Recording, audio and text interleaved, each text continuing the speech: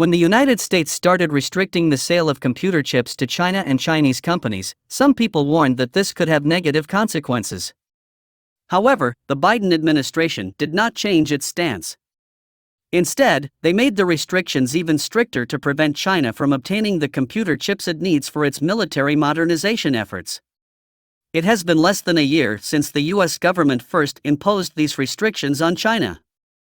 However, the CEOs of three major American chip companies, Nvidia, Qualcomm, and Intel, have been advising against being too strict with these export controls. They recently went to Washington to urge the Biden administration to be more cautious in limiting their business with China.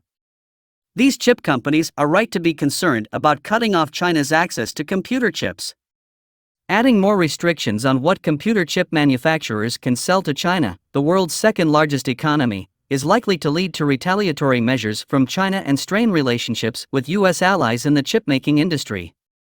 What's even worse is that these restrictions could harm President Joe Biden's long-term goals of promoting more computer chip manufacturing in the United States. Without orders from Chinese customers, there will be much less need to go ahead with projects such as Intel's planned factory complex in Ohio, Intel's Pat Gelsinger reportedly told U.S. National Security Advisor Jake Sullivan, Secretary of State Antony Blinken, and other officials. In July of this year, the CEOs of three major U.S. chip companies met with U.S. government officials in Washington. During these meetings, the leaders of these big chip companies told the Biden administration that they should do more than just study how restrictions on chip exports to China might affect things. They suggested that the administration should also take a pause before imposing new restrictions. Pat Gelsinger from Intel, Jensen Huang from Nvidia, and Cristiano Amon from Qualcomm all warned that these export controls could harm the United States' leadership in the chip industry. The Biden officials listened to what they had to say but didn't promise to take any specific actions. Biden's strategy regarding computer chips has two main goals. First, it aims to make it harder for China to access the computer chips it needs for its military upgrades. Second, it's about reducing the United States' reliance on computer chip supply chains in East Asia. This is done by encouraging chip manufacturers to invest more in research, development, and production within the United States. This strategy was formalized in the CHIPS and Science Act, which President Biden signed into law last year. Reducing China's access to advanced technology has a major downside: it takes away a significant source of income for American chip companies. These earnings are crucial for funding the large-scale projects that the CHIPS Act aims to encourage. In simple terms, it's counterproductive for the United States. To understand just how important the Chinese market is for major chip companies globally, consider that China is the world's largest buyer of basic computer chips. For instance, it makes up about 1/5 of Nvidia's total revenue.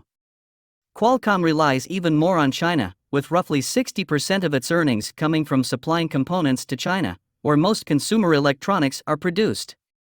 To make matters worse, the Biden administration has been looking into ways to tighten the existing restrictions further. For example, they're thinking about targeting chips made by Nvidia specifically for the Chinese market.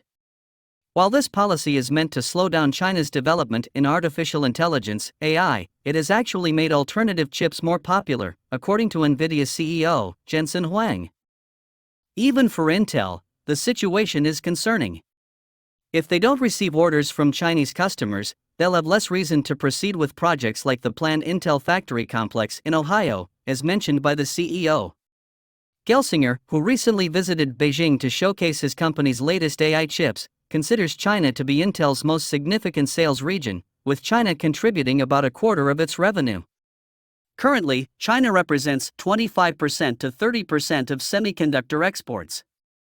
If I have 20% or 30% less market, I need to build fewer factories, said Gelsinger, Intel's CEO. After the three major chip makers met in Washington, the Semiconductor Industry Association expressed a similar view, warning that additional actions taken by the Biden administration could have unintended consequences and even backfire. The association emphasized the importance of maintaining the industry's access to the Chinese market, which is the largest global market for basic computer chips. They argued that doing so is crucial to prevent undermining the positive effects of the CHIPS and Science Act. In a complex dance of strategy and ambition, the United States finds itself torn between two contrasting goals in the world of semiconductors. On one hand, it aims to stifle China's semiconductor progress by limiting their access to cutting-edge microchips.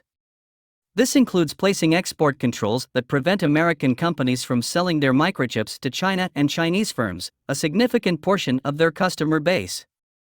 But on the other hand, the U.S. is eager to see these very same companies invest heavily in American soil, ushering in a new era of chip manufacturing within its borders.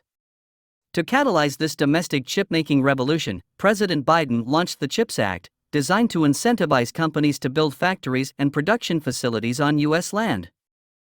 The paradox in this strategy is hard to ignore.